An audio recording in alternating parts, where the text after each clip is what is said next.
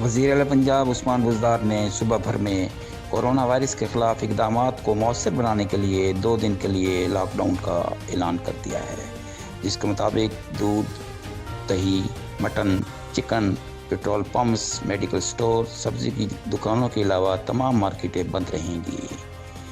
جس پر عمل کرتے ہوئے ڈپٹی کمشنر ملتان عامر خٹک نے تمام مارکیٹیں بند کرنے کا حکم دے دیا ہے اور ملتان انتظامیہ کی جانب سے 21 مارچ رات 9 بجے سے 24 مارچ بروز منگل صبح 9 بجے تک مارکیٹیں بند رکھنے کے اعلانات کیے گئے۔ بسم اللہ الرحمن الرحیم۔ حضرات ایک ضروری اعلان سماعت فرماگنو، وزیر اعلیٰ پنجاب سے عثمان بزدار صاحب کا حکم ہے باوجہ کرونا وائرس آج رات 9 بجے کو نولاتے منگل سویرے 9 بجے تک کاروباری مراکز مکمل طور پہ ڈیوٹی کی بند ہو، مارکیٹاں مکمل بند رکھو، صرف میڈیکل سٹور، سبزی، پرچون تے کھیر بیچنے والے دکاناں کھلے راسن۔ ان کے علاوہ کوئی بھی دکان کوئی کاروبار دی کھلی ہو سی تو ان کے خلاف کاروائی کی ویسی اور بعد کوئی عذر بہانہ قابل قبول کہنا ہو سی۔